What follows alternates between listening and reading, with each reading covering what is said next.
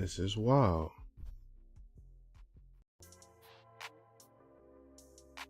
Alright. Don't be just done being stupid. I think it is. Alright. Zach said, "Ooh, please, Zachary." Oh my god, bro. Yeah, you should be back up.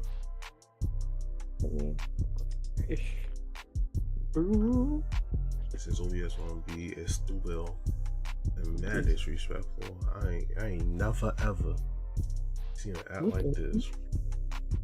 What the hell? Refresh again? Did it? Okay, this minute. Thank you. Oh, here we go. I know we go.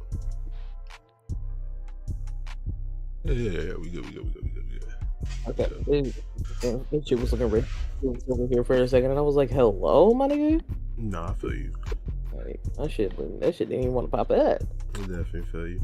Well, despite the technical difficulties, episode 41 of the Braincast. 41, yes sir. Smart asses, smart mouths. I am the left side of the brain, Mr. Cedric, the creator, as well as. Going to be your favorite beverage, if not already, the right side of the brain, aka juice. How y'all feeling today? How you feeling today, twin? How's your week? We'll start you know how we start. I found out this week that next week will be bullshit. So what you mean? Like, bro, as of last week, as far as like vacation goes, my job just fuck it, okay? Because I walk in, not last week, but the week before. Not walk in to find out the day before. Right. We got a catering job. I said, okay, not up in arms by the catering job, because if you just not telling me about it, that means it ain't that big, right? Right. Because I'm scheduled on a day that we're not open. I said, okay, we can take catering. We're not open. It's just a pack and go, whatever. Said pack and go, right? It's for a lawyer's office. Cool. 257 sandwiches. What the fuck? Right. I find out about this the day before. Schedule say 8. Then I get asked to come in at 7. Excuse me, I didn't mean to burp in y'all ear. And I gotta come in at 7. Cool. When the order gotta be out? 11. Cool. Because if I'm in charge and I can boom these, set them up right, whatever, cool. Not cool. I don't know why, because instead of us just doing this order, my owner decides we gonna be open today too. Now, for those of you who don't know how Caribbean restaurants get down, they cook everything the day of.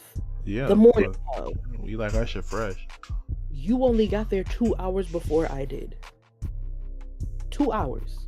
I don't know if y'all know anything about Caribbean food. Once again, Caribbean food take more than 2 hours to make. Not facts. And you're making 15 dishes on top of whatever need to be made for this catering order.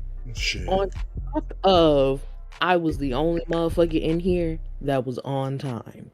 And when I say on time, I came in at 7. Motherfucker who's supposed to come in with me didn't get there till 9. That's wild. My boss didn't get there till 10:30. Of course. And decided to be in our way because you want to take pictures of shit. So you taking pictures for? Not only so we can put it on social media. So not only ain't you take that on another day? You could have did the shit the day before. I could have set up some mocks for you. So not only, okay, was this last minute? Didn't nobody know about it? It was supposed to go out at 11, Swim. You know when that shit went out? Nah. 12:30. Hey, Now, if I'm ordering a catering and then come to find out this was for their lunch, for the whole office, and it's an hour and a half late, I'm gonna be pissed. Damn sick. Now, keep in mind this catering order, right? So the reason I say I find out this week, next week is gonna be some bullshit, is because I have a catering on Saturday. Mm-hmm. You know, it's a little small thing, you know, nothing too crazy. I said, okay, cool.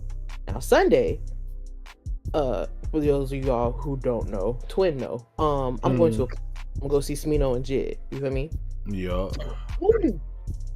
Now, all of a sudden, Monday, another day we're not open. I have another catering. Oh, what the heck? Not only is this catering last minute, as far as like you telling us. Right. You know how much shit I gotta make for this catering? I gotta dip 100 Oreos. Dip 100 Oreos? Dip. Like chocolate dip 100 Oreos. Oh, we actually dip Oreos. Okay. I gotta dip 100 Oreos and make 100 cupcakes. Oh. And the kicker about this whole thing is we can't set up till after 3 o'clock. Wow. So I'm gonna be in that bitch all day for no reason. Then you remember that lawyer office I told you about? Yup. Because their shit was an hour and a half late, they ended up not having to pay for it because it was an hour and a half late. So then we gonna give y'all another chance. And now Wednesday, I have to make 100 mini cupcakes. You know when I found out about that? Yesterday. Of course. I said, wow, y'all want me to just not come to work anymore, don't you? Correct. Cause wow. Nah, this work. I hate that. But you know, that's it. Other than that, I hate that. very excited for this concert. I bet. It's on my list. I got blessed with something else, so we're taking another trip. It's a mini trip because there's me and Callie in April. You're ready first. 20 get flued out. And then we got the birthday trip in March. Oh, she out monthly. Sheesh.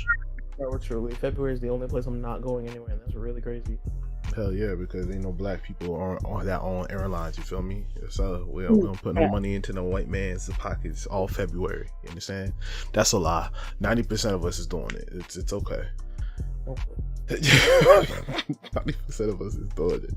You know what I mean? Like, because I was checking right now because I'm pretty sure. Let's see, Uber Eats CEO. Boy, if that ain't white, I don't know what is. Dara caught. Hold on, give me a second, y'all. I'm gonna try. You got it. Dara cost Ross. Oh yeah, yeah. Dara K.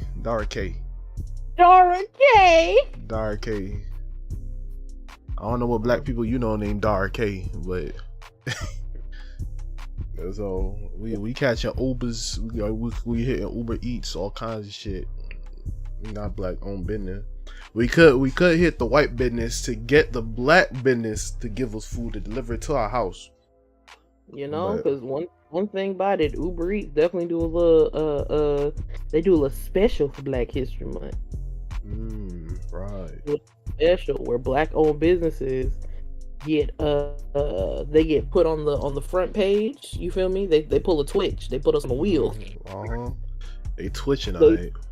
You feel me? They put us on the front page, and then we the delivery fee is lowered, so that way you more get an order. You feel me? Oh wow. You know? I guess. I hate it here. I don't like it. Also, I found out yesterday, right? I'm on Twitter. It's date night with Ari. You know, right? We all waiting for our food to get there. Why is Disney?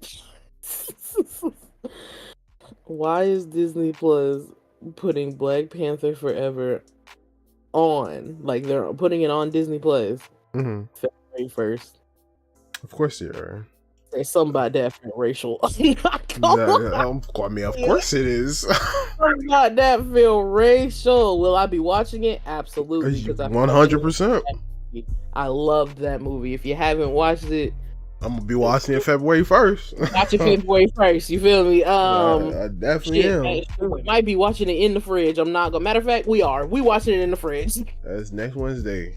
Not this coming Wednesday. The following Wednesday, February 1st. Wednesday, bro. We can definitely hit that for y'all, bro. That's gonna happen. Launch day.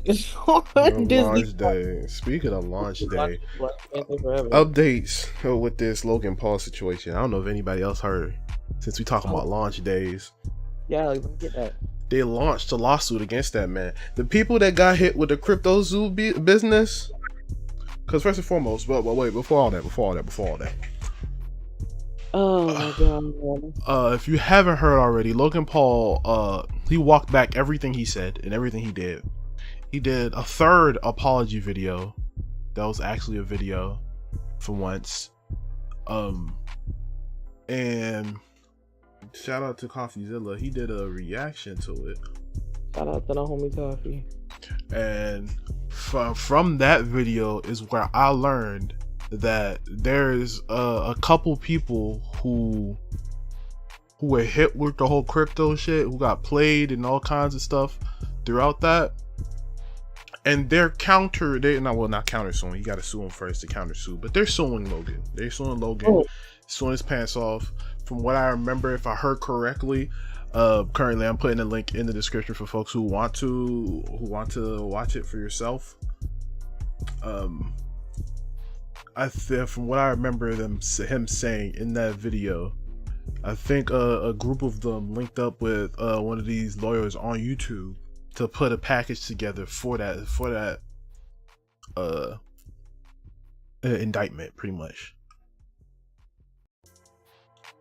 So Logan about to go to court regardless. At first he's gonna go in there for a defamation suit against Coffeezilla. Now people is coming for his head for taking their hundreds of thousands of dollars. You see how karma work? Cause that nigga really said his manager, what was that nigga's name? Jeff something. I don't remember. Fucking Jeff really hit Coffee with the your job. I said, oh no. Oh, no. But yeah, it's just updated the description, so you can check out the response for yourselves if you would like.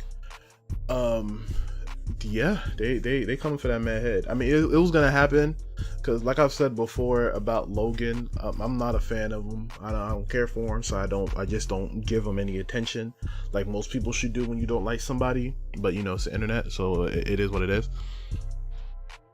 I find him to just be a spoiled brat. He's just a spoiled kid who's trying to grow up. And there's something called growing pains to help you make that transition. This right here, this lawsuit, is a growing pain. You can't run around because you ended up being that one kid YouTuber that actually made it and has been doing YouTube their whole life successfully. You can't be that kid and keep walking around thinking you can do whatever the hell you want. You know what I mean? With this whole crypto zoo thing, he got in over his head. He didn't know what he was getting into. He got played. Will set himself up to play because for some reason you don't do background checks on who you hire. But once again, I'm not going all over that. Got played victim because when they played me, not sitting here and understanding the full spectrum of what you did because of the way you got played. Hundreds of other people got played because they believed in you, so they lost paychecks after paychecks after paychecks, putting money in your shit that you promised them would work, and you didn't even feel the need to tell them that it wasn't working. But I mean, one good thing I guess about the third apology video is, and Coffeezilla talks about it too, in the video he does he's planning to set up a 1.3 million repay grant or some shit to try and reimburse all the people that got played by Crypto Zoo, since right now he's vowed to fix it and whatnot. But on top of that, he, of course, as Coffeezilla tends to do, he does research, and he saw in the Crypto Zoo Discord, because there's a Discord for the whole shit, This man is crying wolf again. He's crying victim because people are asking like clarity on how this 1.3 million repay back system or whatever the heck is going to be is going to work. And well, long story short, a lot of people were let's bring it back. So a lot of people, when CryptoZoo was failing, just sold all their shit to try to get out as quick as possible. So obviously, when it comes to stuff like that, if you don't invest and let stuff accrue, there's a lot of potential money that'll be left on the table type beat. Or, you know, in case whenever it got fixed, they could have made money then. But being that Logan disappeared for like 3 months or whatever the case is, when the whole shit was falling apart, people just assumed it was never going to be fixed, so they just took their shit and left. Now that he's back and he's vowing to fix it, people are asking, what about the people who just sold and dipped because they thought the project was over with? Mm-hmm. Someone else in the Discord says, oh, you know the market, bro. If you sell, you out. And then this man Logan go respond with up arrows pointing at it, the classic Discord way, like you agreeing with it. Logan. Logan, you did that. That, he said this. This right here, this one. This one. This the one. And then he's in his Discord talking about don't reinvest in CryptoZoo, or don't invest in CryptoZoo. And you would think, oh, that's because, you know, he's fixing it. He wants to wait until you fix it or whatever the case is. No, because when someone asks clarity on that statement, he replies, you know, through the classic way you can on Discord, talking about, I won't be the scapegoat for people's bad financial decisions. Huh? But, huh? What you talking about, bro? So now you out here, you did something good. You put 1.3 million of your own dollars on the line to try and help people get money back a little bit. It doesn't cover how much money was actually taken, but you know, once again, this is none of my business. You know what I'm saying? 7.7 million was stolen, but out of the whole thing, but you want to give back 1.3. Once again, like I said, yeah, I understand you got played. You can't handle that you can't handle people's you know, actions and stuff like that, even though you hired them, but still. But then, on top of you doing something that's an actual good step in the right direction, you go hop in the Discord where everybody's supposed to be getting clarity on everything that's going on, playing victim. Logan. And so Karma said, we're going to sue you. We're tired of it. If I find a lawyer, because he posted a video on YouTube kind of breaking down how they're going to go about this lawsuit and stuff, I got to find the channel in the video. I'll probably further update the description then. But yeah, that's happening. Logan going to court. Logan going to court. It's sad for that man. Or for that boy who about to become a man. Like, that court won't change him. Gonna make him grow up real quick. Yeah, no. It's gonna make him grow up real quick. Speaking of change and growing up, I want to talk about something. Let's talk about something quick. Shout out to HipHopMadness. They dropped the video, if not yesterday, the day before, I think. I don't remember. Talking about the discourse of Eminem. We've talked about this multiple times, Twin, because we're trying to figure out where the disrespect for Eminem is coming from all these years. What now? And shout out to HipHopMadness once again. They kind of broke down the timeline of when this went sour and how much Eminem has changed over the years. And now it brings me the question of, well, especially when it comes to hip hop, when it comes to hip hop or rap, because rap is unlike any other genre. Because you see pop superstars to this day, like Michael Jackson, for example, rest in peace. A lot of his big records were made in like the late 80s, throughout the 90s type beat.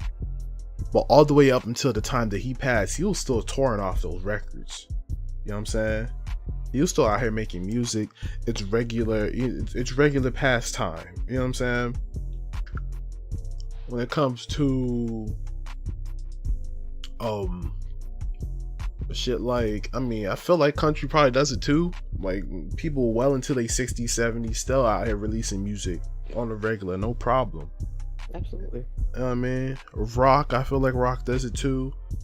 But the thing about hip hop is,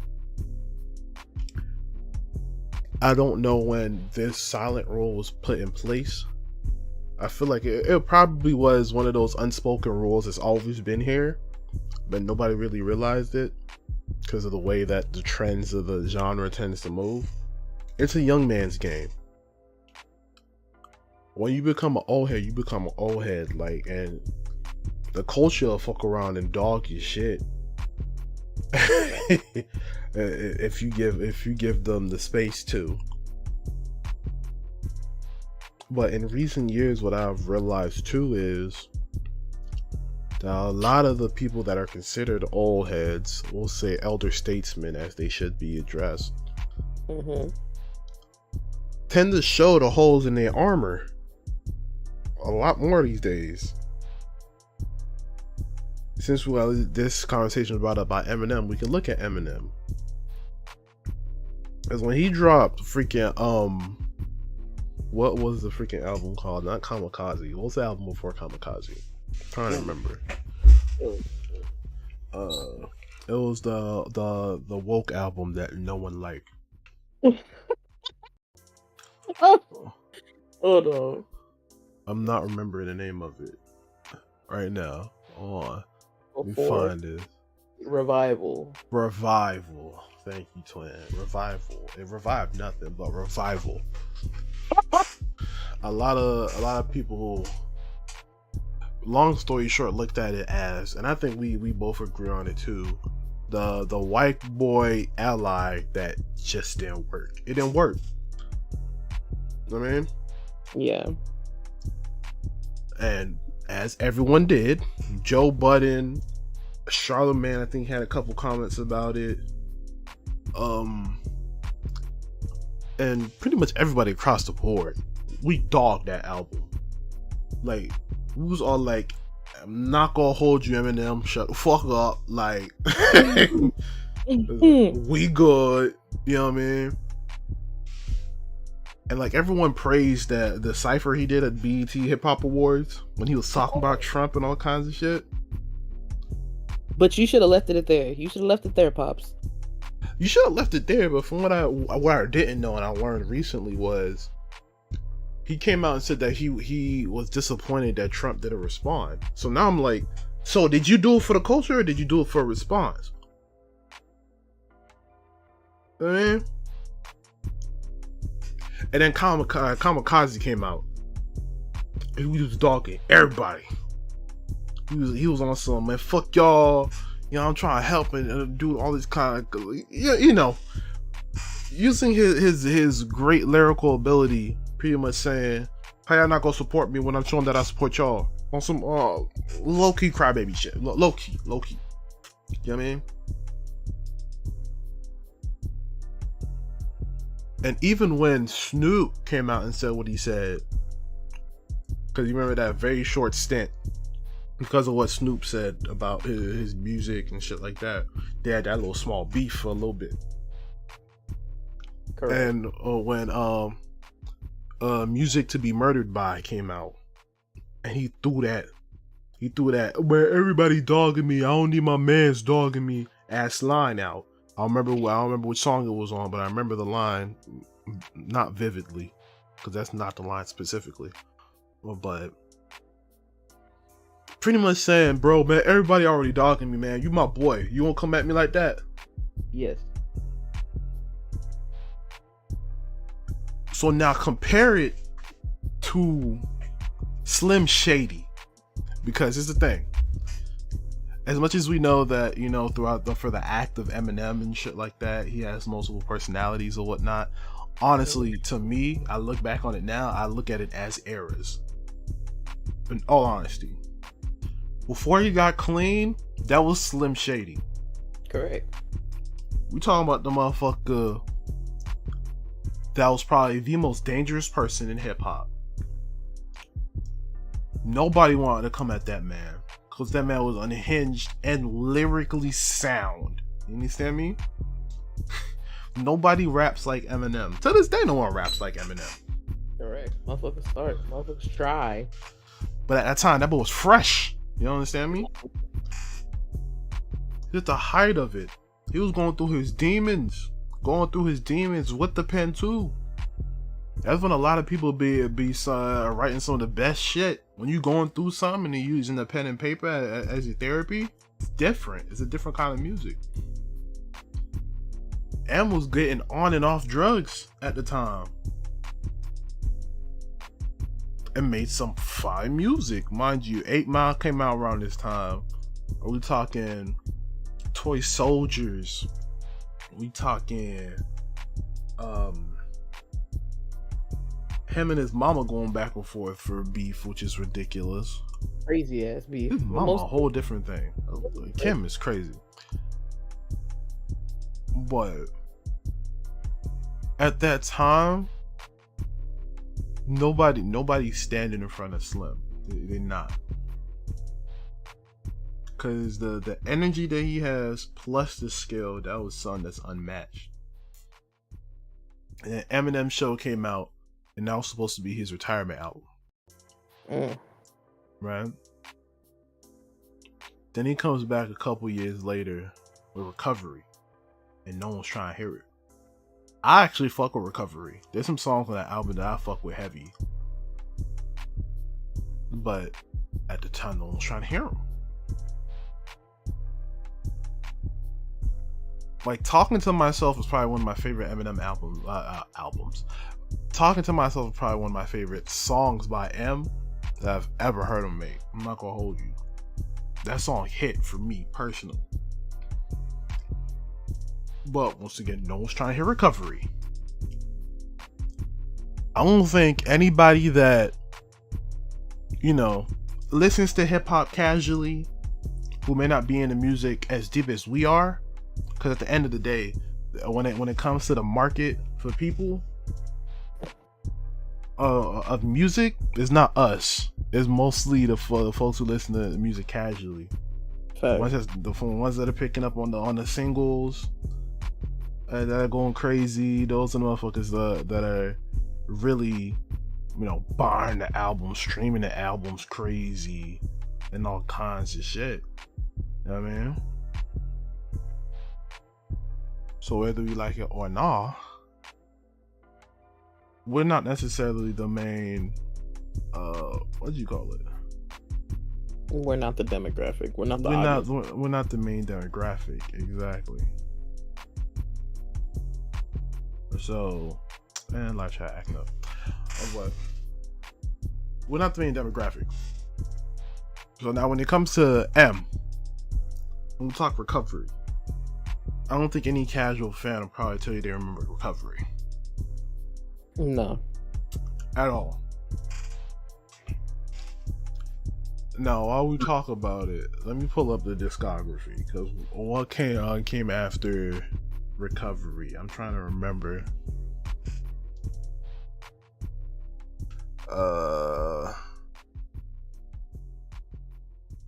What came after Recovery? Yeah, Encore, Relapse, Recovery. Oh, Marshall Mathers LP2. He was hyped for that shit, because that was a good album. Indeed. Once M just doing M. And then I think he did probably a couple features here and there, and then comes back 4 years later, a revival.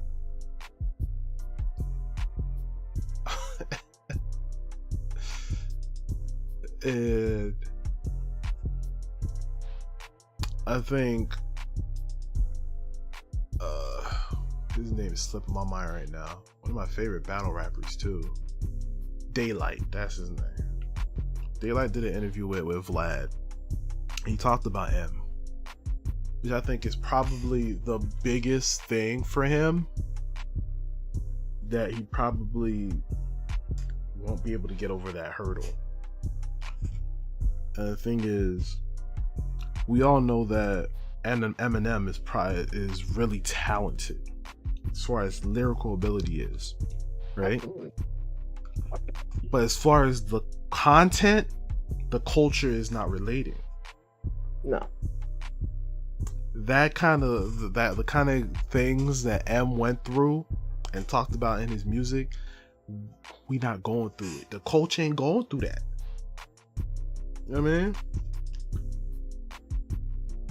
So the shift, which I believe in that 100%. When it comes to that, yeah, I ain't mad at it.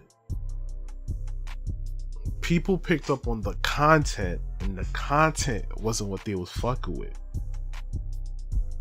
So you can be the best rapper in the world, but if the content ain't there, that just ain't it. You know what I mean? That's just not quite right. You know what I mean? Which I think is another thing that Corday going through right now too, for a lot of people. Like Corday can rap. He can rap, he got the sound and all that, but a lot of people don't believe his story.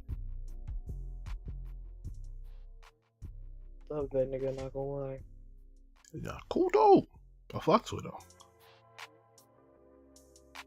Even though everyone calling him J. Cole Jr. these days, but oh my god.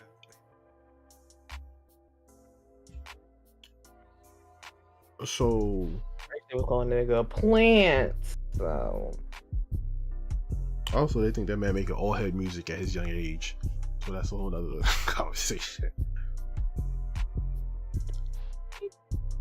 So now, with all that being said, I want to see what you think.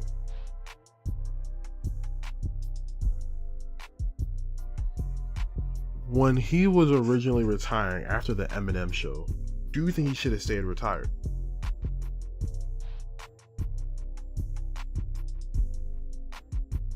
Do you think M should have just stayed retired after the Eminem show?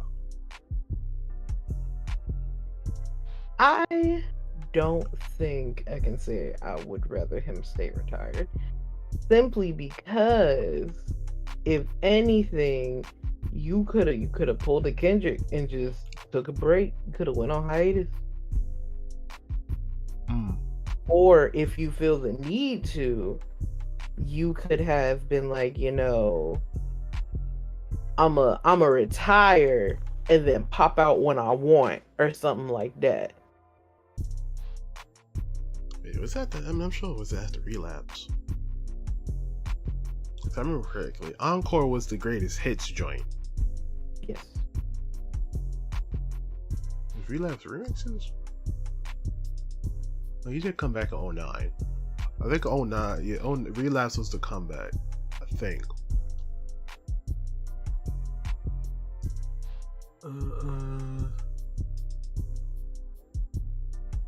Yeah. Relapse was the comeback. Came back clean. But once again, I think that could be one that's blending for some folks. I mean, it was blending for me just now, as you heard. Shit. Absolutely. Because for some people, if anything, I feel like some people should take the Andre 3K route. You see Andre, he dipped out when the going was good. Absolutely. Because he felt like, yeah, I'm probably getting towards that time where I ain't making music that the masses right now is fucking with, so I'm gonna just step away. You see him pop back in every now and again. He do a feature here and there. And I feel like when it comes to the terms of retirement, that, I feel like that's what motherfuckers should be more inclined to do if you're gonna retire. That's what I'm saying. I mean, when it comes to the elder statesmen, do you believe they should just hang it up while the going is good? Because a lot of them, what they're doing is they just keep going. Some of them can, but not all of them. Like Snoop got an album coming out soon. I've been hearing things here and there about 50 dropping another one. Oh Lord, please don't. Respectfully. Oh, I can't say Jay-Z. Jay-Z, I think at this point he done. After 444, I don't think he coming back. I mean, he a billionaire. He's hip hop's first billionaire. He ain't coming back for what? What reason? For fun. He an exec at this point. Like, yeah, like I said, I heard Snoop is dropping that album. I think he's working with Dre on that one. I remember hearing inklings about 50 dropping something. I'm not 100% sure. Maybe my mind made it up. I don't know. But I swear I remember hearing that 50 was about to drop a new one. I'm like, I feel like I feel like Snoop is definitely one who just has dropped some in 2020. 50?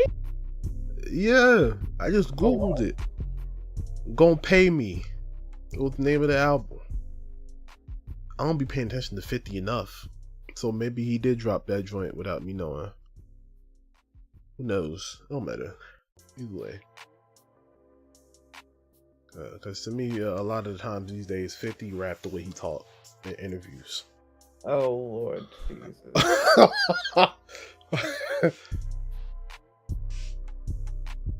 But yeah. You think elder statesmen like 50? Shit, people like Ja. I think these people should hang it up at this point. Because the heyday is over with. And that's okay. Like, even in this conversation, I heard a couple people, I heard talkings about Drake, the kind of music he making. That boy near 40 and he's still making young boy music. Did you see what he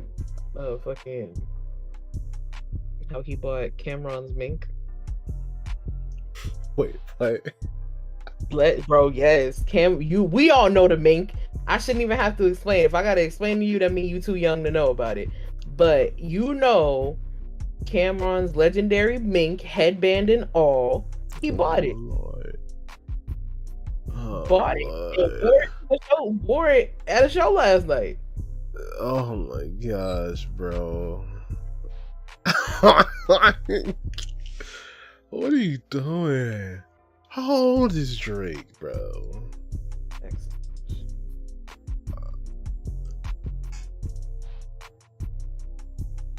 36. Pushing 40 real soon. Nick 40 already?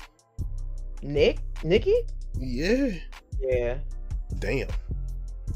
Yeah. That's why her behavior is just incomprehensible at this point, bro. I'm just like, babe.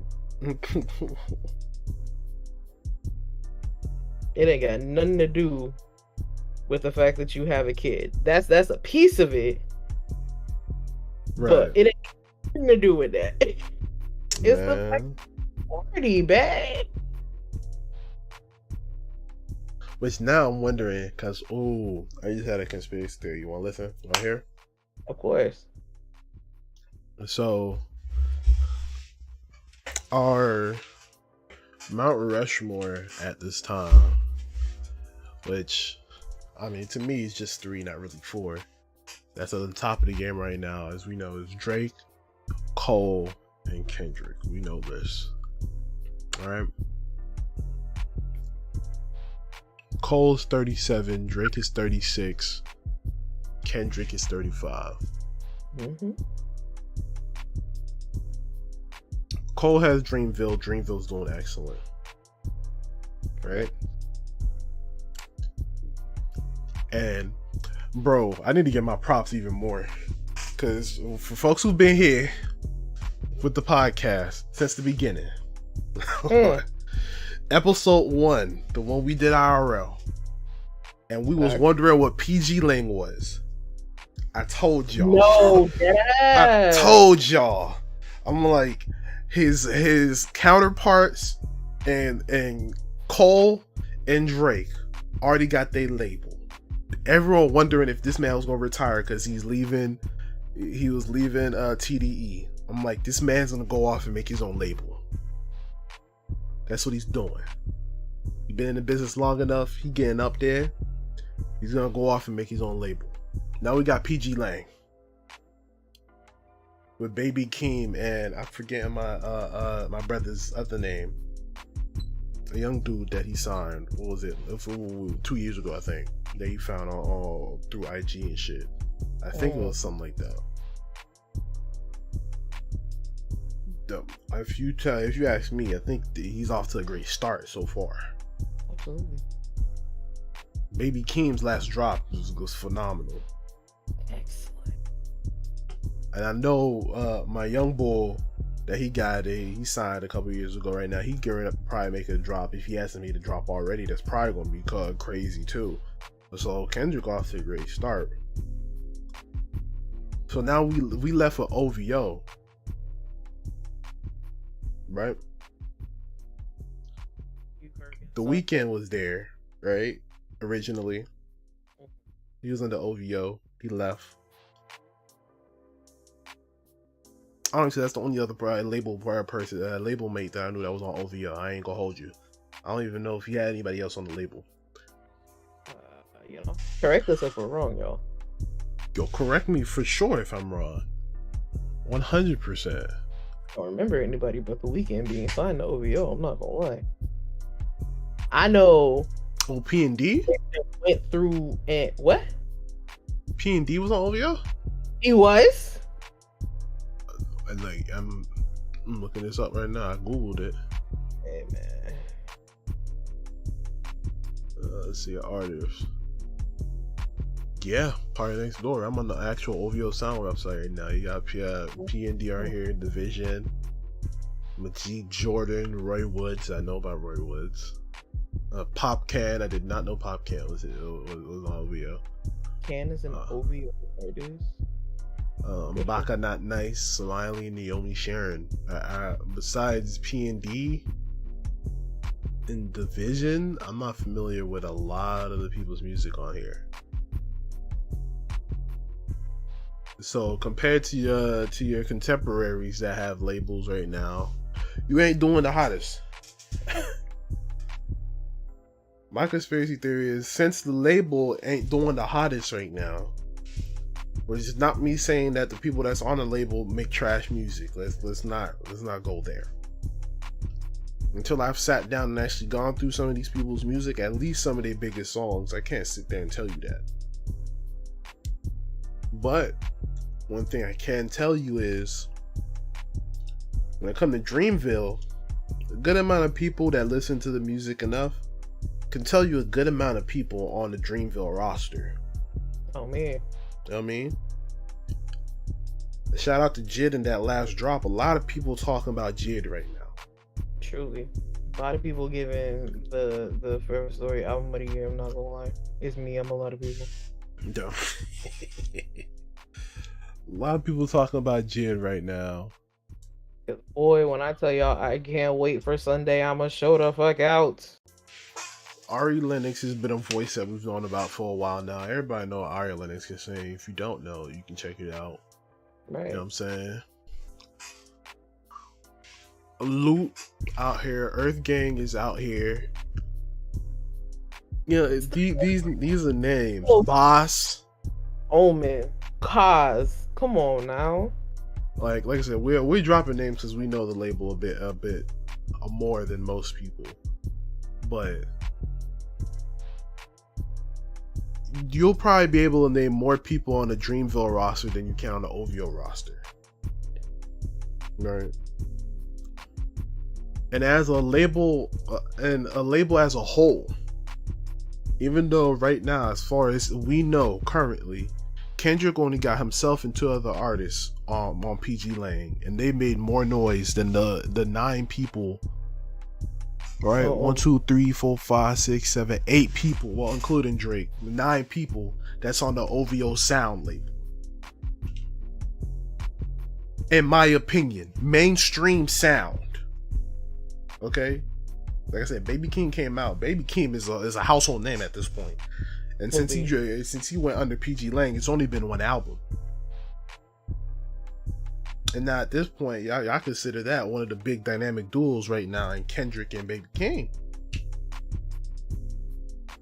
Correct me if I am wrong. Of course. Let's talk about it. Drop it in the comments. He's baby king.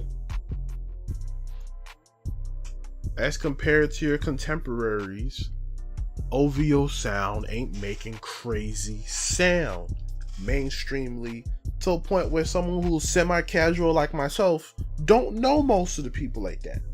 Truly. You know what I mean? They may make amazing music, but their name hasn't reached me yet to the point where I'm like, oh, let me go check this person out. It hasn't happened yet. I know the names now because I went and looked for it. You know what I mean? But if I'm going back to like the heyday of music, which everyone considers the heyday of music when they first got into music, like when they were kids. But the heyday of music, the 90s, 2000s era, we didn't have the internet to go research people like that. The internet was just first coming up. The people you heard on the radio, you know what I'm saying? The people that was out here doing interviews, the people who was outside for real, People who who was you knew about. outside for real. Those are the people you knew about. Those are the people you checked out their music. Those are the people that you either bought the albums on iTunes or you found a way to get it for free. Whichever way is, you making noise just as much as their publicist is for that person's name. Easily. Even with the internet now, the best thing about music as far as publicity is concerned is word of mouth. Personally, I haven't heard about nobody else on this list. Like I said, we know P&D. We know P&D. Indeed. I've seen the name Division before. I've seen the name Roy Woods before. I know about Pop Can a little bit. That's it. Is they my new R&B, new R&B find. Didn't know Drake had anything to do with those niggas. I'm not gonna lie to ya. Most of these people probably in the R&B scene. Maybe that's why. A lot of them may be in the R&B scene. I'm not really in the R&B scene as much as I'd like to. So maybe that's why. I'm more on the hip hop channels. So I'll give that caveat for sure. They may be in the R&B scene. If y'all not, that's tough. But they may be in the R&B scene, making noise in the R&B scene, and I'm not in the scene, so I don't know. But then again, I guess what I'd say is if they're doing so well, why Drake gotta pop out trying to stay young when you pushing down near 40 every song now? He's gonna do numbers regardless. If you wanted to do more, mature music, you could. You could. It's not Drake though. He almost 40 and he's still pushing music like he's 20.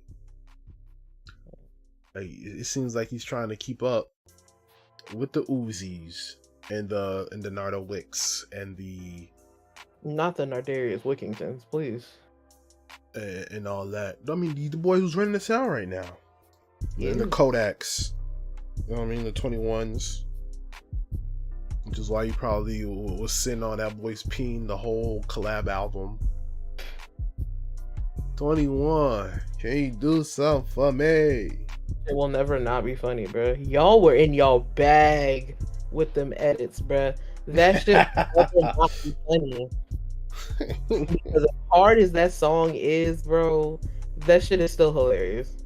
Cause I'm like, for a collab album, wasn't the 1/3 of that whole album 21 having solo tracks? Correct me if I'm wrong. Yes, bro. For a collab album, it was a lot of just Drake and then a little bit of 21.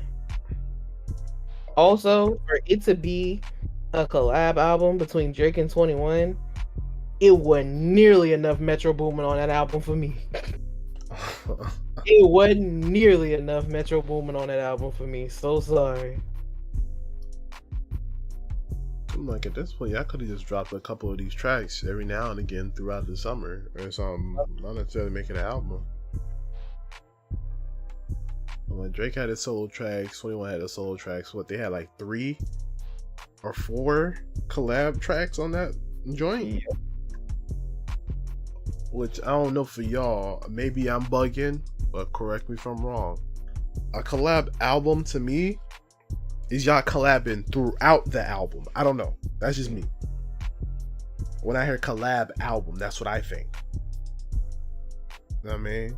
Not a, you got some songs, I got some songs, we'll put them together on the album, and to push that album, we'll make a couple collab songs and call it a collab album. I don't know. I'm still not over the fact that you really like played us into thinking we was getting a Jimmy Crooks video and it was a fucking promo. It was a whole promo. A whole promo. You did 1 minute. 1 minute of the song. Dirty for that, Aubrey. You dirty as fuck. Yeah, you did do that. You're dirty as fuck. That's wild. But yeah, I don't know. Like I said, we just talking about this speculation. I ain't no music analyst. You know what I'm saying? I don't know if my taste is a taste of culture I want to hear about. It is what it is. That's just what I think. So I think Drake could be pushing this young boy stuff because he's just trying to keep up with the young boys instead of letting his youngins on the label do it. Yeah, man. Yeah, acting like Gucci, Drake. No.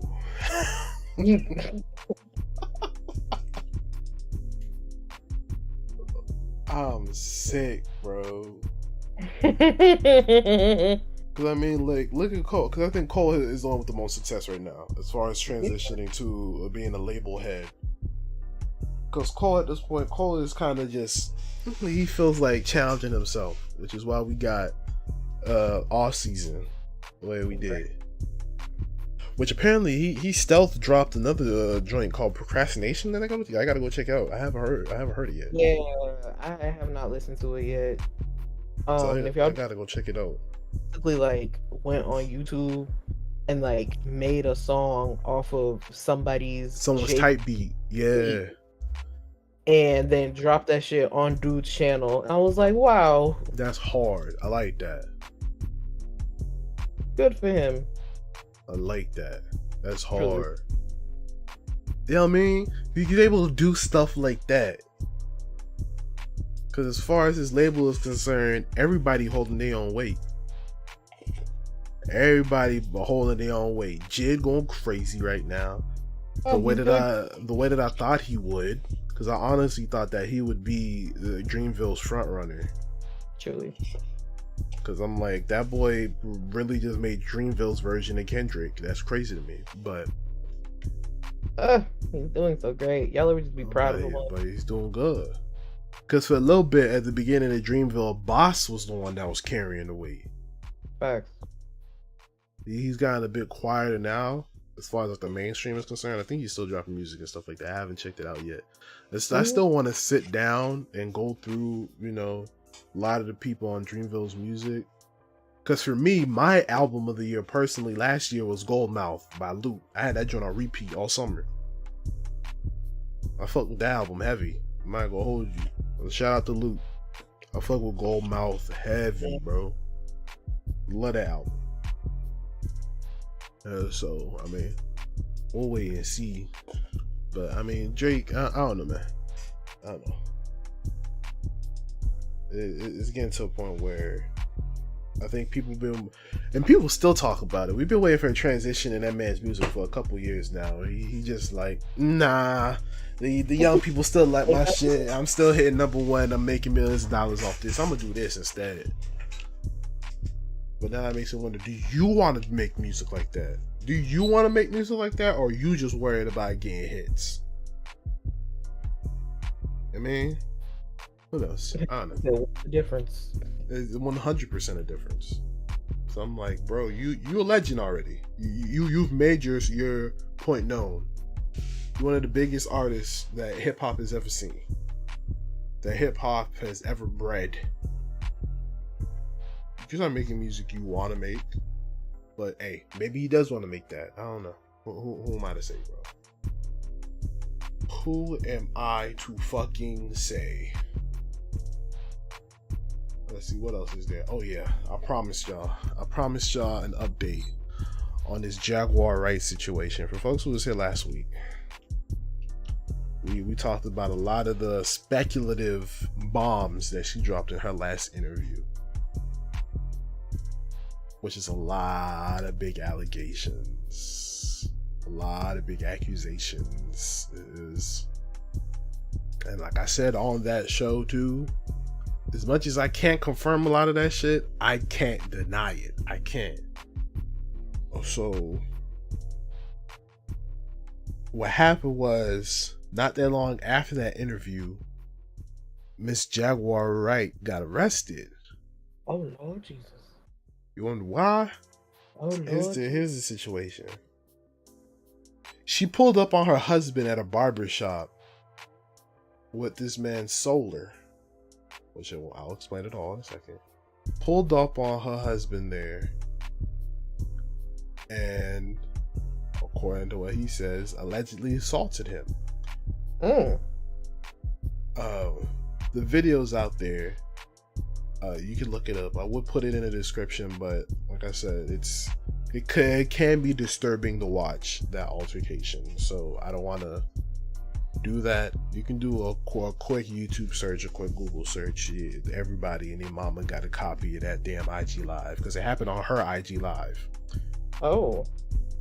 As well as another part of that video was recorded by her husband, which now apparently, according to one of the interviews that he did, is soon to be ex-husband.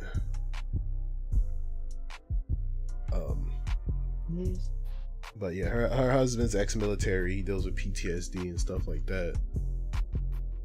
And allegedly, it seemed like Jaguar Wright was in a quote-unquote drunken state of some sort, and he calls Solar her nephew, but after looking into it, who Solar is, he used to be a member of a sex cult called Carbon Nation, which the leader's currently in prison for right now. For what was the counts? He's in prison for rape, false imprisonment, and 3 counts of prohibition. Wait, that's the way you say that word. I don't know why that beat my ass just now. Prohibition on nude or sexually explicit electronic transmissions. What that mean?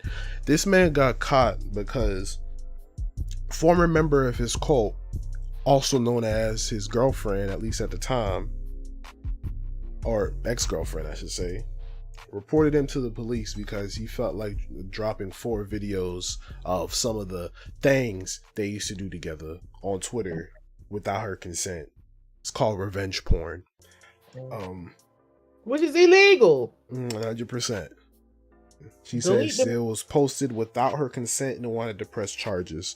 So they got that man out of there on that. So former cult members were coming out talking about the mental and like physical abuse that was going on in this cult.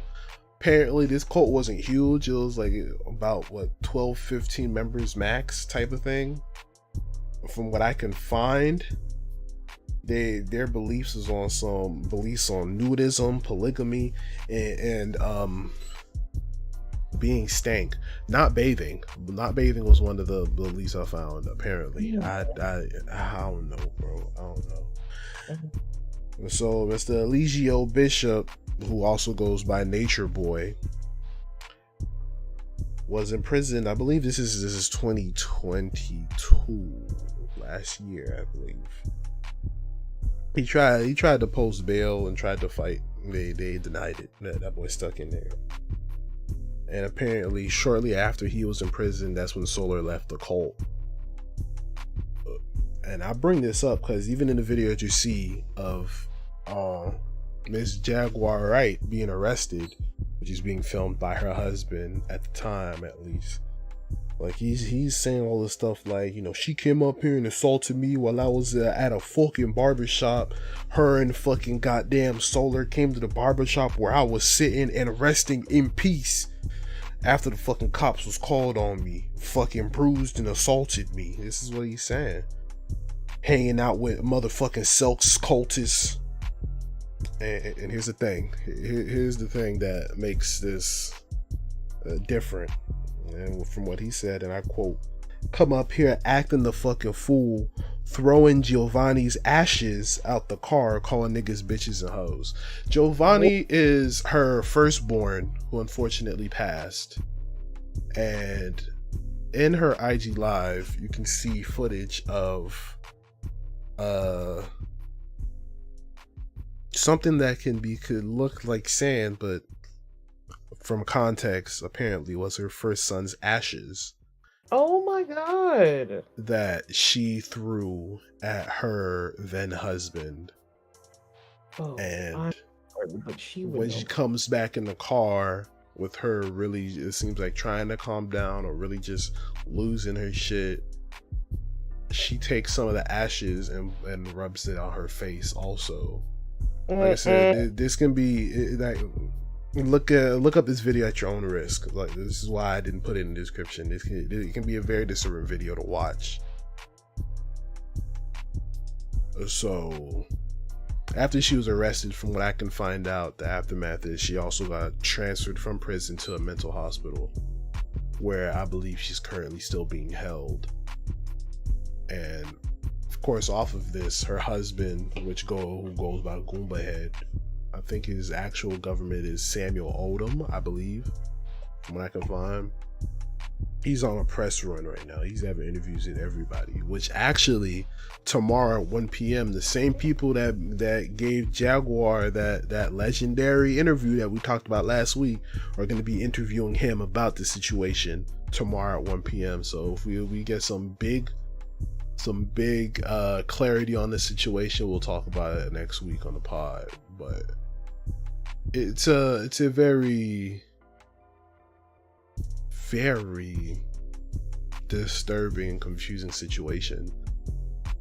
It just sounds like she's going through it because allegedly what may have caused this is apparently the night before, what Jaguar is saying is her husband held a gun to her nephew's head in the house, apparently.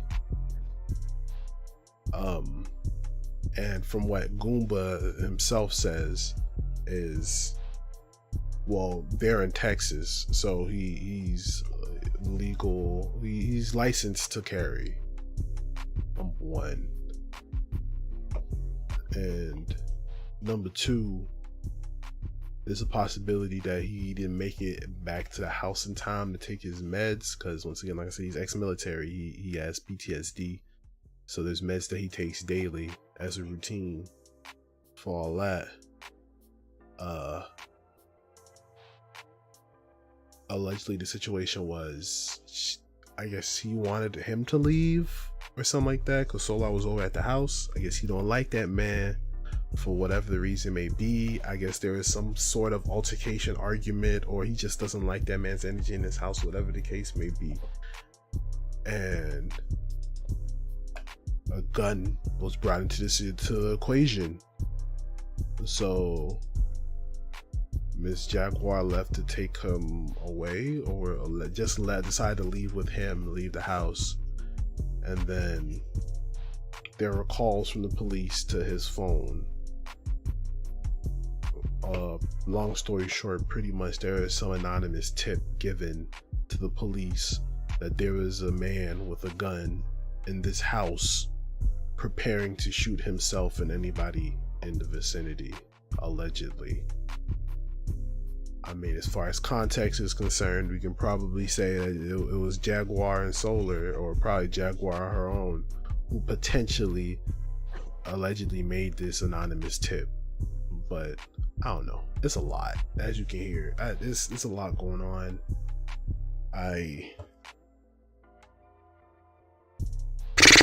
I'm trying to figure out how to even wrap your head around this, or help you wrap your head around this. And it's just like, No,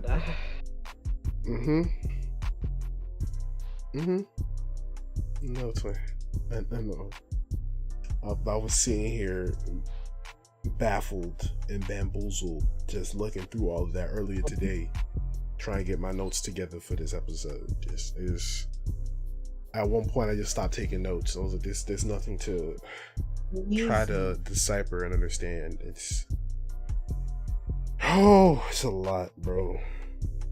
It's a lot. I mean, I hope she's doing well, because it kind of brings it back to a lot of the shit that she likes to expose. Right. It could be a situation of a freaking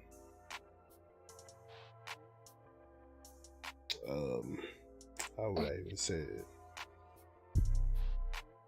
The people out to get her, getting to her, getting to her family, you know? Right. Or it could be just a thing of we became another victim of the industry. You know what I'm saying? That's just going through it. Because this music industry, bro, it's definitely a dream, but the way that it operates is definitely a nightmare. Say that. Like I said, I'm not in the industry, so I can't even speak on it too much. But there's just one thing I can say is there's obviously something about the inner workings of this industry that's just not humane. Because at this point, the amount of people that is going through just mental Olympics, mental health deterioration, and just being caused to have so many meltdowns it's astronomical. We may not 100% be able to put our finger on what's causing all this, but we know it's something. Something's off. Like something. Which is why I can't 100% say that she crazy. Because, I mean, at this point, after hearing everything that I just told you, and if you look at it, seeing everything that's happened with this arrest, people can easily be like, oh, of course she believes Kanye. She just like him. Like, no, we can't do that. I do believe she's going through something. I'm not even gonna go as far as say that she's ill. I'm not gonna do that. I feel like she's going through something, and it was caused by something. Can I tell you what it is? Nah, I'd be lying if I told you I can. Because I don't necessarily have the expertise or the journalism chops to go research and interview people and know where to look and stuff to find this kind of information. You know what I mean? I'm just a regular dude like the rest of y'all that people like to hear talk about certain things and try to figure it out. You know what I mean? Twin, what about you? How you feeling? What you thinking about all this? That just was so much to take in, because the whole Ashes situation, the whole like the pop-ups was getting me, because it's like it feels like you're going out of your way to like harass this man at this point. And obviously we know, like, with mental illness, you do drastic things, and you do things that, like, you know, and we're not there, so we don't know like both halves, and we won't know his half until the interview. Most likely, and that'll just be the half that he feel like saying. Yeah, so he's, like I said, he's been on a press run, because from what I've seen, there's multiple interviews and all kinds of stuff. I wasn't gonna be able to get through all them interviews before today, but right. So it's just like, so who knows what information is out there that I just don't have yet. That's just crazy. This is like going on, and it's like, it's sad, honestly. Like the empath in me is just like, wow, at the end of the day, this is two people that are suffering. Yeah, because the thing about me is, and I feel the same way about Kanye, not to cut you off, Twin. No, because the thing is, I'm definitely gonna make the same point, so go ahead. Because, like, with Kanye, with Jaguar. I'm like, as much as people want to just, pin them in the box of crazy, I'm like, something did this. You know what I mean? Yeah. Something caused this. This wasn't just a wake up and you just boom. Like, obviously we all know the bigger role in what happened with Ye. We don't know.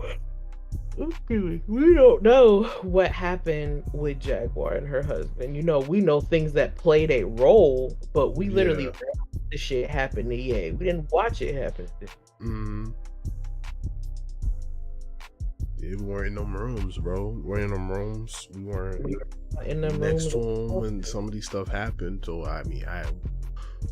no matter how much the internet and blogs and journalists and all these people can make their assumptions and conclusions about what's going on with these people, we weren't there, bro. The only people that know is them and God. Fact. I mean, the only choice that we all can make is if you choose to believe them or not. Do you choose to support him or not? I mean, like I said, as far as Jaguar Wright is concerned, I can't tell you that she was lying on some of the stuff that she was saying. Right. Even though there are very salacious things. But at the same time, I can't 100% tell you it's the truth. But it can help me lean towards whether it's a truth or a lie based on the people that she's talking about and their reactions. Like I said, what she was saying was some crazy stuff, but yet not one defamation suit out. Right. So, I mean, that starts to make you feel like, is some of what she's saying is the truth? Like, these people scared to call a defamation suit, and then all that shit is reiterated and brought out to be truth in court, and now that it's officially on the books, you can't run from it no more. Right. You know what I mean? People that she could potentially call that can corroborate what she's saying. Is she leaving other people? There's a possibility that she's leaving other people out of it. Yeah. Just to let it be known, I'm just telling everybody what you do. So you can either or you can, blase blah, and that's just, she could be saving y'all, which is why ain't nobody came forward and did nothing. But oof. That's what I'm saying. I'm like, could have easily got a cease and desist letter sent to her. Definitely could have got her in court for defamation. Some, if there were lies. But I mean, she had a big interview in 2020 coming after some of y'all, which apparently, when I was researching this story too, apparently she walked back some of those comments. Apparently. Like, she apparently apologized to Summer Walker for some of the shit that she said this summer. According to Tasha K. Folks know who Tasha K is. If you don't, I don't 100% know who she is either. So it is what it is. I'm not going to say a lie. I'm going to keep it 300 with y'all. But according to Tasha K, she's walked back her comments on Summer Walker. She's tried to manipulate the story about Common, apparently saying that she didn't necessarily say that Common raped her, but she tried to put his dick in her mouth without her consent. So this is all according to Tasha K. So I mean, since I haven't looked deep into it, I can't corroborate either side of the story, but that's the information that I found. So I mean, given the track record that Tasha K is saying that Jaguar has, she could be lying about a lot of the stuff, but at the same time, it brings me back to my point. If she's saying these crazy ass things, why not take them to court? Like, let's be honest, a good amount of y'all don't care about, if they're not in your circle, you can say, oh, boo-hoo, was said that you have mental health issues, but you don't care. Be honest. Right. You don't care. If they're not in your circle, you tend to not care. So it can't be an angle of, oh, I'm not taking them to court because she's going through something. We can't be that kind of you don't gotta pretend for me. You know what I mean? You gotta pretend for me. Your name being dragged through the mud. You know what kind of effects, especially in this day and age, bad press can do for you. Take on the court, but if y'all have, so it can lead someone to believe that some of this stuff, if not all the stuff, is true. That's just the way that I'm looking at it.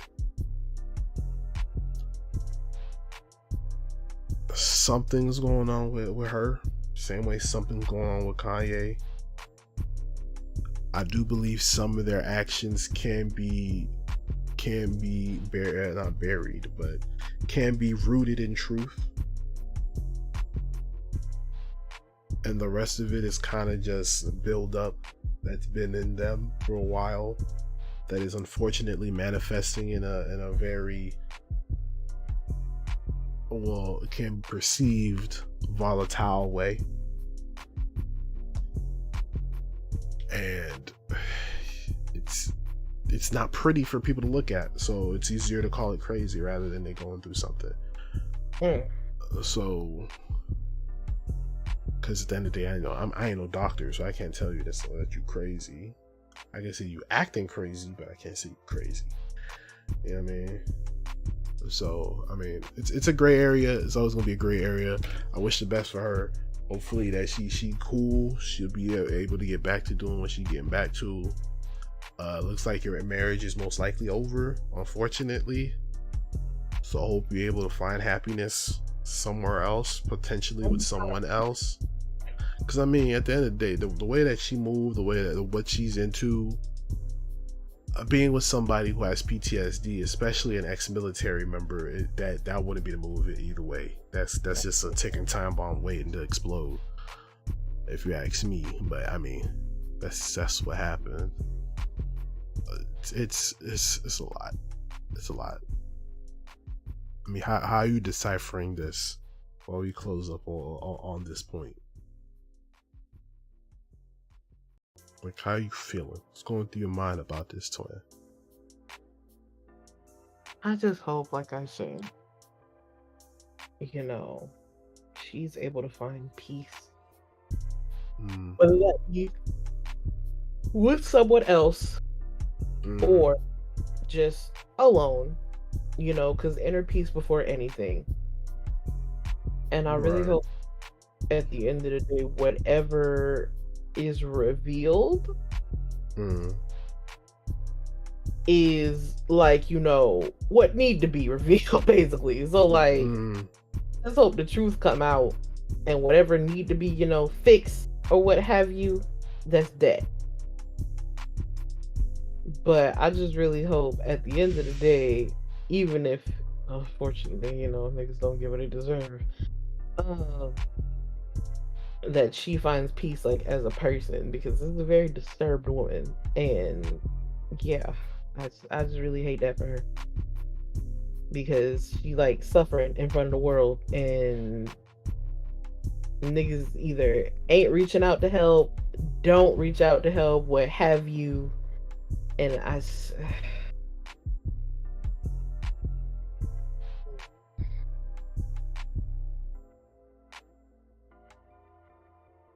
a lot.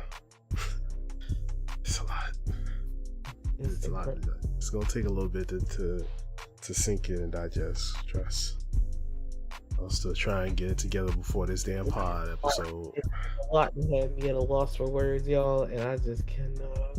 It's a lot, bro. Like, and as you can hear, this shit is crazy. But you only hear crazy shit like this when it comes to Hollywood and the music industry.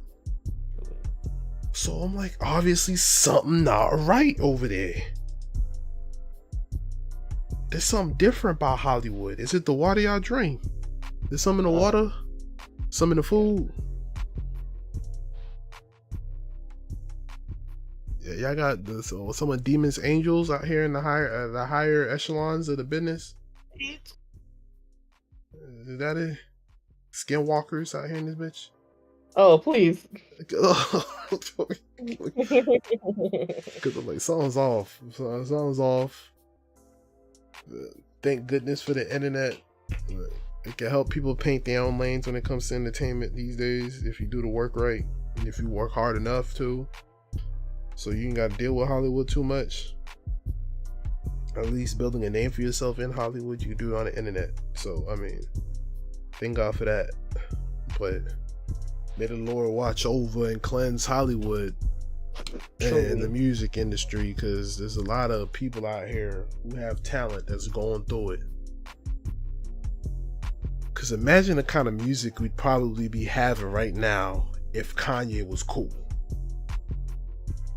Boy, the streets would be fed. The streets would be fed regardless. I'm telling you, just think about it. Like, imagine if Kanye was cool. A different level of fed, bro. It'd be different, man. The streets would be different. Yeah, but, you know, it is what it is. I miss the hope. All you can do is pray and hope these days. I ain't gonna hold you. All you can do is pray and hope. I mean, what else you got for the people, Tony? Y'all want to hear about how Mountain Dew made a hot sauce? Oh yeah, when we were talking about the beginning of the pod before OBS felt like smacking us offline for some fucking reason. That's probably why OBS was not trying to hear that shit. Bro, the way Mountain Dew is just, I don't know what they're doing in them offices, bro. They gotta be bumping a line or something. But the way, bro, that it was National Hot Sauce Day recently, y'all. Yesterday, actually. And Mountain Dew said, let me get in on that. Now, mind you, coming from a culinary aspect, you feel me? I'm not gonna say Mountain Dew flavor hot sauce would be cool, but if Mountain Dew does what they do, no pun intended, with the citrus flavors, they could make a pretty cool hot sauce. You know, some tomatillo inspired. You know, some for the chilaquiles or something like that. They said, I don't think I'll do that. No. Now, I don't know what y'all favorite hot sauce is. Like, y'all favorite flavor of Mountain Dew is. Mine, I'm Baja Blast, bitch. I'm not gonna lie. I've been Mountain Dew is Baja Blast, bro. I've been spiking this since before they sold it spiked responsibly. So, you know, we all love a good Baja Blast. We all know before they started selling that shit in the stores, niggas was going to Taco Bell just for a Baja Blast. Facts. So Mountain Dew said, we're gonna take some y'all love and ruin it. Oh. And the only reason I say ruin it is because it's been a grip since I had a Baja Blast. Shit. But don't think there is any way possible, and this is the one time I'm not finna try this out for y'all, because I like hot shit, and if this is nasty, I'm gonna be pissed. So, Mountain Dew decided they're going to make a Baja Blast hot sauce, bruh. Oh. If that's not bad enough, as if you can't get any worse, this hot sauce literally looks like a thick version of the soda. I just cannot. I can't. Weird. So pepper flakes and shit inside of it from what I'm looking at the bottle. Pepper flakes. That's it. It's light turquoise blue and shit, but it's a hot sauce, and I just cannot. Yo, bro. Of sauces that are just all the rage. For those of you who were on TikTok and Twitter when it transferred over there for the whole pink sauce epidemic, because that's what it was. There was this young lady. She was selling her own homemade sauce, and it was pink. Me personally, no. It's just certain flavors that are equated with certain flavors, unless you're doing them with something else. You feel me? And this sauce was supposed to be like... This sauce was supposed to be like ranch and barbecue. It was supposed to be like Chick-fil-A sauce, basically, from what you described it, but on like another level. And it was just... Anytime she got somebody to try it, they couldn't tell you what it tasted like. That is so me. Because she was like, "Is it good?" And they would be like, "Mm-hmm." And I'm like, "You look like you're lying. She got a gun to your head, don't she?" But anyway, the way she was originally packaging this was she was getting like, you know, the Heinz ketchup bottles, a little squirt. Okay. Okay. Heinz ketchup bottles, you feel me?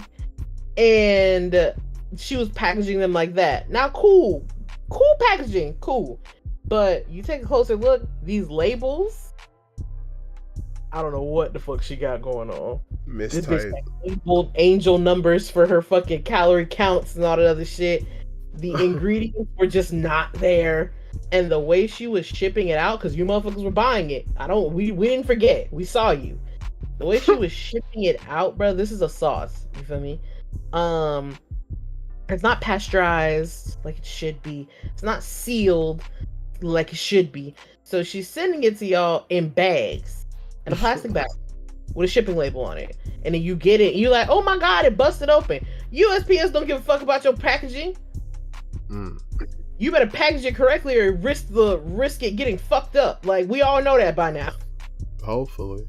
Like, so it's so y'all are getting it and it's open or it's old or it's just not good. So scrolling through my Twitter feed one day, and shout out to them homies over there at Complex because they be finding out everything. Okay. Shit. And I was like, is that the bitch that got the pink sauce in front of a Walmart? It was indeed both of those things. Wanna know why? Because you can now get pink sauce at Walmart. I'm talking about bottled on the shelf. Now it's in a pouring bottle, you feel me? So you can pour it to your heart's desire and it'll squirt no more. But and it got a protection seal on it. Cool. But it's still 50 shades of pink sauce. It ain't not no bit of, you know, uniformity in the color of it. And that concerns me. Also, to this day, y'all, we still don't know what the fuck it tastes like. And I just don't know. Also, last thing as far as food shit go, y'all. If y'all haven't figured out by now, I live on TikTok. Okay? I fucking live on TikTok. Because it's where I get a lot of my inspiration from as far as gym shit, you know, certain recipes that I'm gonna do for y'all, the way I do my content, and just, you know, funny shit. Also, I need home inspiring decor because I don't ever know what the fuck I want to do with my house when I move. But I've been seeing this little trend, and it's like they're letting you get as specific as you want. And I asked the Discord yesterday, if you're not in Discord, hit them link trees below and join the game room and the fridge, you feel me? Because we're gonna be in there after we're done. But I asked the fridge yesterday, or a couple days ago, I was like, give me your death row meal, like as specific as you can get. And shout out to my girl Des, you feel me? The homie Light Fury. She got in her bag with that description, and I just want to let y'all know I really know my friend because I knew she was gonna put a breakfast burrito on here, and it was the first thing she put.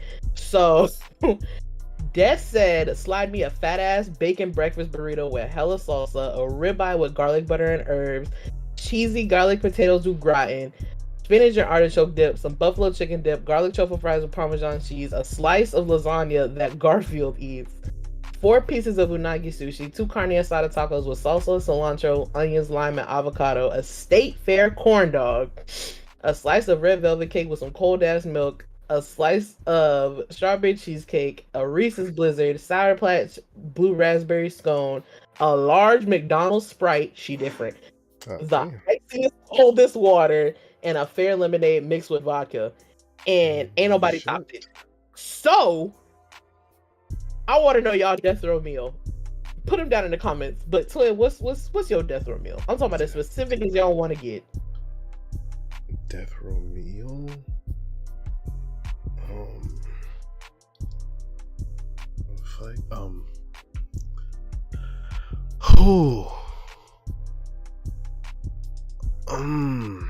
Man, That takes some thinking. I probably would love me a thick burrito. Love me some burritos. Talking brown rice, a steak burrito. A nice cooked steak burrito, brown rice, beans, steak pieces, of course. With I chopped tomato, some lettuce in there. Sprinkle some black pepper. I like me some of my hot sauce in that joint too. Make that joint kick. You know what I'm saying? I need me some freshly, crispy, wonderfully cut Cajun fries.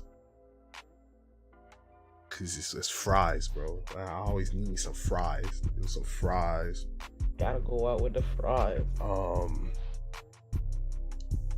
Probably on the side also I need me some crispy. If you don't know already, I like my crunch when it comes to anything that's fried or like that's cooked for real. You know what I mean? I need me some crunch. There's something about hearing that crunch or feeling that crunch when I bite into it that just adds to the experience. It makes the food taste 5 times better in my opinion. Don't know why, don't ask me. It's called pseudoscience. Deal with it. Anyway. Crunch gonna do it for you for real. I need me some. Oh yeah. I need me some crispy fried chicken. A couple pieces. My other pieces being tossed, and some good barbecue. No matter the different sauces out there, I always come home to the nice barbecue, bro. I love me some good barbecue chicken.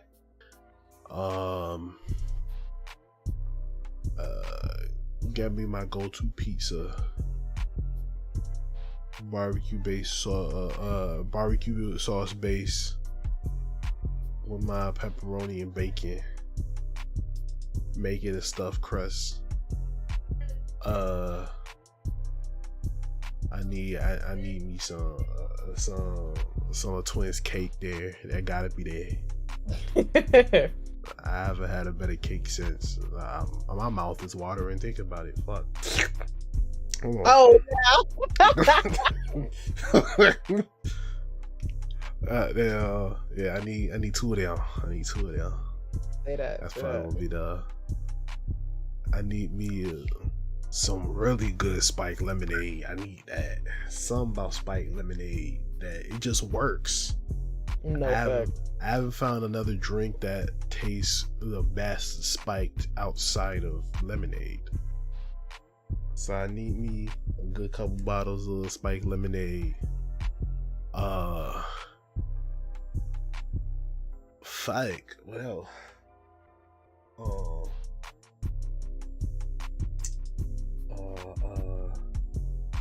Some iced tea. It's classic. I'm grown up with iced tea, so I need iced tea there. Oh, I knew that was gonna be in there somewhere. I need some iced tea. Good iced tea, mind you. McDonald's iced tea. I could do it with a McDonald's iced tea. McDonald's actually makes some good iced tea. Those have been my top 2 as far as iced tea is concerned. McDonald's and Dunkin' Donuts. They both make some good sweet iced teas. I didn't know about the Dunkin' Donuts iced tea for real. All high school careers, Dunkin' Donuts down the street from my school. I used to stay after school for ROTC. We slide by Dunkin' Donuts. That was one of my go-tos. I needed me a large sweet iced tea for $1.06 because 6% tax. Take shit. And so ever since then, yeah, I've been part of that. Which reminds me, damn, I ain't been Dunkin' Donuts in a minute. I might have to order me a couple donuts type beat. Type beat, yeah. Type beat. I might get me some soon. Maybe tomorrow. We'll see. Probably tomorrow. I'll get me some. Anyway, that's not the point here. Actually, nah, fuck it. We talking about that. I need some Boston cream donuts there too. Give me half a dozen. Give me half a dozen right there. Yeah, let me get 6 of them joints. Half a dozen there. Cheesecake need to be there. Cheesecake, some pumpkin pie. gonna stop there for now because I'm gonna just keep rambling. We'll go with that. We'll go all that. And that's mine as of now. Mine. Right? Uh-huh.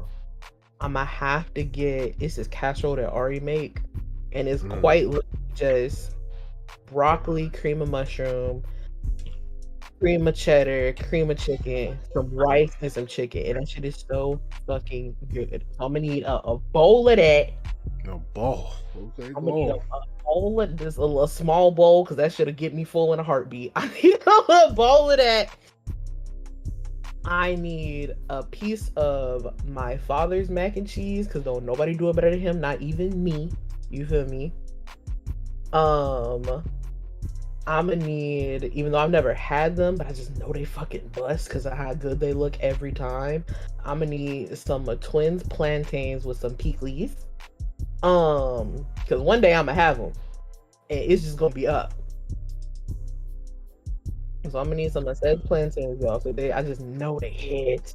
Oh, so like it's fake. What are you talking about? I need a plate of oxtail with extra gravy, but shit out. You feel me? Because don't come for me, y'all. I'm gonna put a roti skin on the side. I'm not gonna lie. That's how I'm eating. I still need to try roti. I haven't had roti yet. Bro, the roti at my job is so fucking amazing. That, like Twin said, some good ass fried chicken. I'm talking about like crispy skin. I'm telling you. Some crispy skin. Some steak fries. And when I say steak fries, I mean like thick cut crispy fries. Steak, like carne asada grilled. Cream, pico, jalapenos, refried bean, all that. I'm gonna eat all that. Jeez, I ain't heard refried beans in a minute. I'm gonna need that. I had a pineapple agua fresca from this place that I go to a lot. Need one of them. Spiked pineapple juice slap too. That I lied. It's not just lemonade. I need a spiked pineapple agua fresca. But the thing is, when it comes to pineapple juice, pineapple juice kind of thick, so you gotta extra spike that whole. Facts. That's why I'm putting actually merge in there. That's why I'm putting tequila in there. What? I'm gonna do like Des said. I gotta get a water in there because I need to cleanse my palate. You right. You know. Mine gonna be room temperature though. My teeth still chatter when it comes to like ice cold water. So like that's real. So it's gonna be cold, but temperature. Yeah, no, cool, some cool water. Yeah, cool water. Yeah. Slightly cooler than room temperature type. Type B. That I need to clean my palate in between all that because none of them flavors go together except for that fried chicken and that mac and cheese. I gotta get some of my grandmama's sweet potato bread in there. One of my mother's deviled eggs, just one, because I'll fuck up a whole dozen of them bitches. Ooh, also I need mozzarella sticks in mine. I need some. It's why we locked in, because I need mozzarella sticks from TGI Fridays. Yeah, I need some mozzie sticks, bro. I need mozzie sticks from TGI Fridays, bro.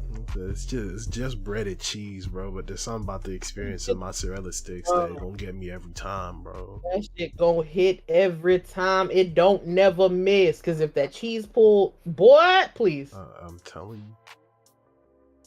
Swear. Might give me something tonight. We'll see.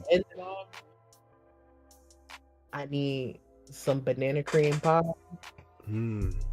With the bananas mixed into the pudding because I don't like the mushy banana texture. I need some banana cream pie made with chessmen cookies, not Nilla wafers. I still need to try like some actual like banana cream pie. I heard good things about it, but I haven't sat down and had some. For real. I'll do banana cream pie. I'll do banana pudding. I just really bananas, but it's like the texture they get on. Bananas are already soft, so the consistency they take on when you put them in something soft and creamy is just I can't fuck with it. The flavor plus every time, but that texture be alive. and I just can't.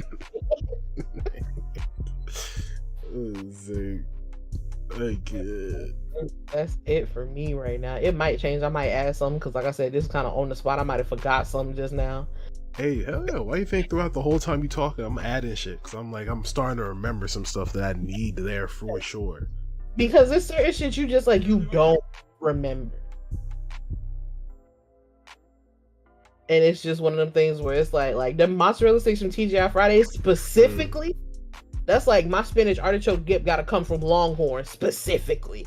I could be like, I want them honey butter croissants that you get from Cheddar's specifically. You feel me? And it's just you know.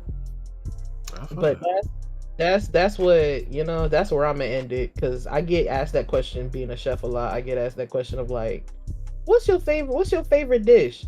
Nigga, I couldn't tell you. You would have to best bet asking me what my last meal would be before I tell you what's my favorite thing to eat, because I don't know. It changes constantly. I have a plethora of foods that I enjoy, like that are slightly above the rest. But that's why whenever someone asks me what my favorite food is, I tend to just go with pizza, because you can never go wrong with pizza. Like, if it's like, I think of it this way, right? So you ask me what my favorite food is, it makes me put it in a situation like this. If we just started becoming cool as friends, maybe we've known each other a couple months, this is your first time getting me food, but you can't ask me what I want. What can you buy for me that you can never go wrong with? For me, that's pizza. For sure. It's for sure pizza. You can never go wrong with pizza for me.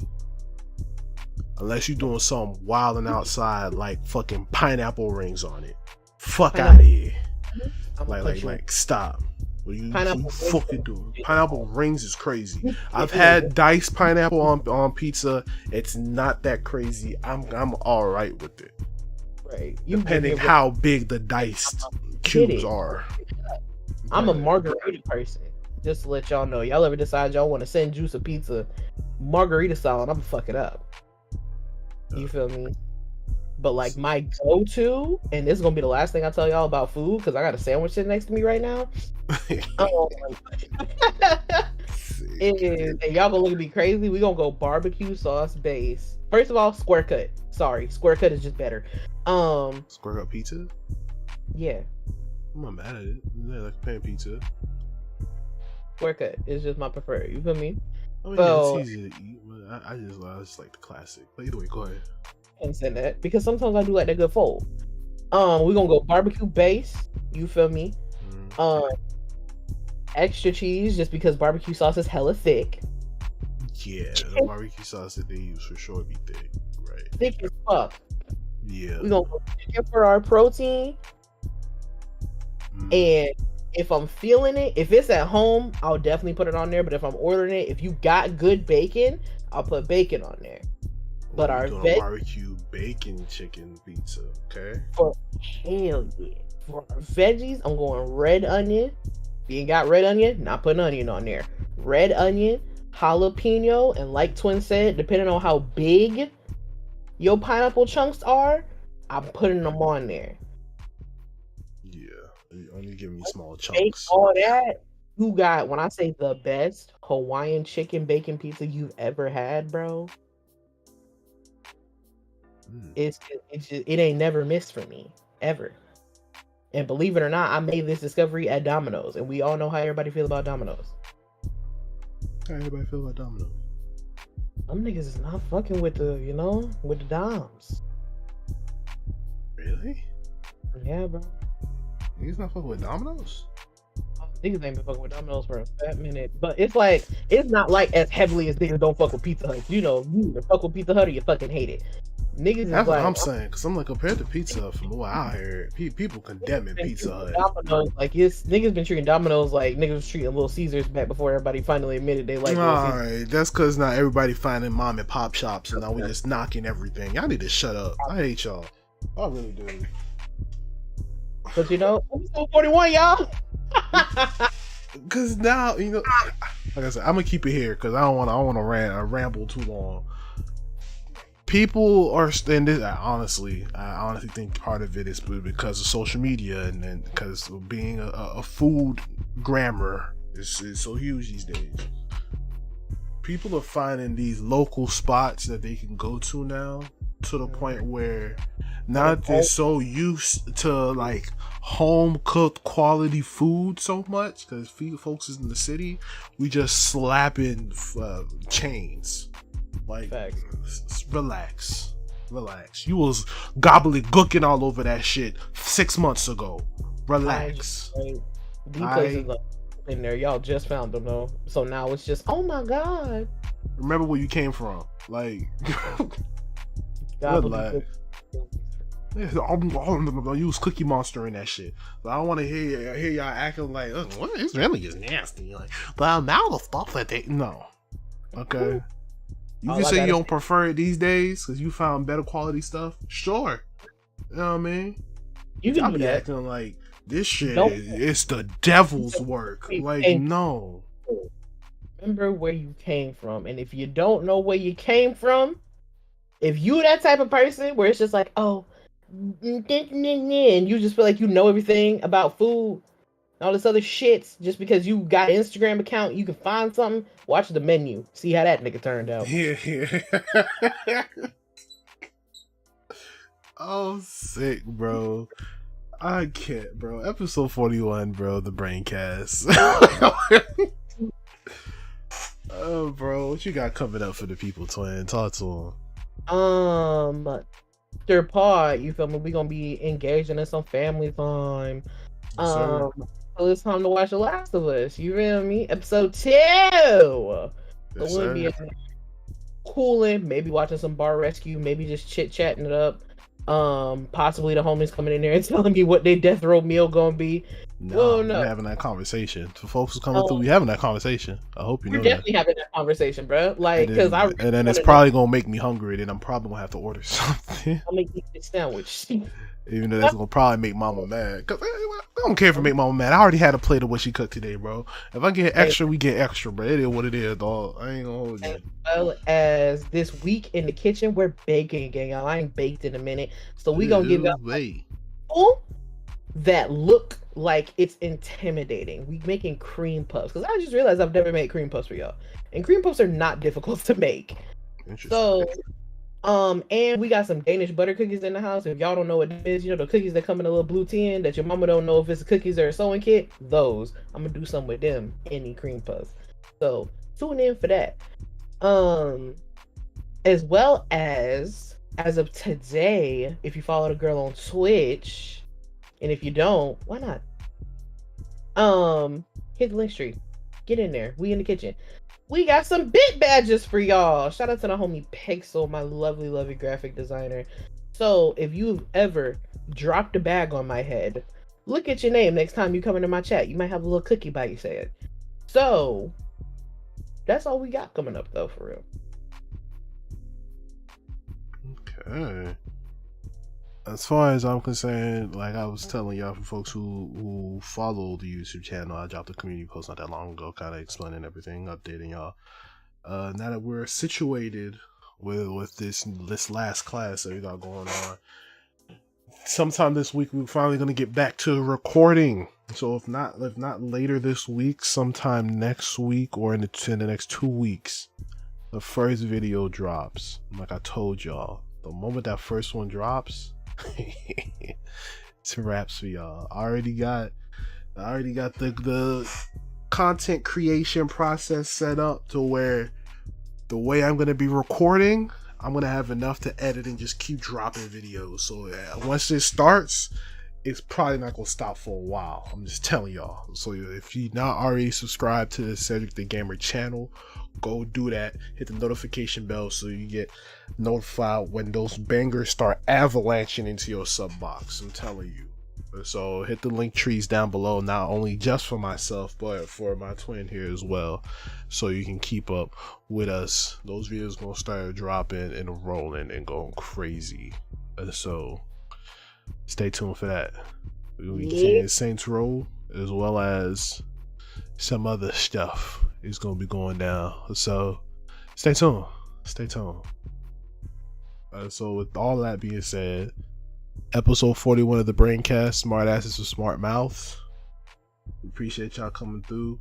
Come through to Miss Juice's Discord. We're gonna be hanging out in there. We're getting ourselves prepared for The Last of Us episode 2 dropping in a couple hours. So we're gonna be hanging out, chilling, gaming, talking, all kinds of stuff, and then watch the new episode together. So come be part of it, come be part of the community.